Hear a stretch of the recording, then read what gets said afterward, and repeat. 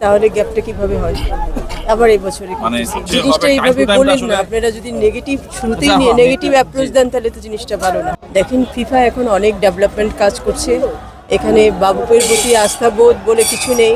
FIFA এটা world wide করছে, সবার জন্যই করছে, তাদের 211টা মেম্বার অ্যাসোসিয়েশনের জন্য এটা তাদের ডেভেলপমেন্ট ওয়ার্ক, তারই অংশ হিসাবে বাংলাদেশও আছে।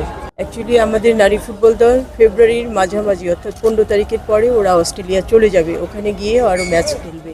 তো সেই কারণে আমাদের হাতে সময় নেই, তো সেই কারণেই 1 মাসের ভিতরে করা, আর কোনো কারণ নেই। আমরা 1 মাসে তো আমি যতবারই কথা বলেছি আপনাদের সাথে, আমি একটা কথা বারবারই বলেছি যে 1 মাসে কোনো লিগ হয় না, 1 মাসে কোনো লিগ হয় না, লিগ হতে হয় অনেক লম্বা সময় ধরে। তো যেহেতু আমাদের এই সীমাবদ্ধতা আছে সেই কারণে আমরা 1 মাসে লিগ করছি, আর কিছু আমার মনে হয় আপনারা এটা মার্কেটিংয়ের কাছ থেকেই জেনেন, কারণ সেটার দায়িত্বে তারাই আসেন, তাদের কাছ থেকে জানাই ভালো। আমার মনে হয় সেটাই ভালো হবে, যে তারা পার্টিসিপেশন মানি কত দিচ্ছেন, প্রাইজ মানি কত দিচ্ছেন, এটা তাদের কাছ থেকেই জেনেন। আমি আপাতত এই মুহূর্তে এশিয়া কাপ সিনিয়র এবং এশিয়া কাপ আন্ডার 20কে নিয়েই আসি, এই মুহূর্তে অন্য কিছু চিন্তা করছি না। After that then will decide what will do.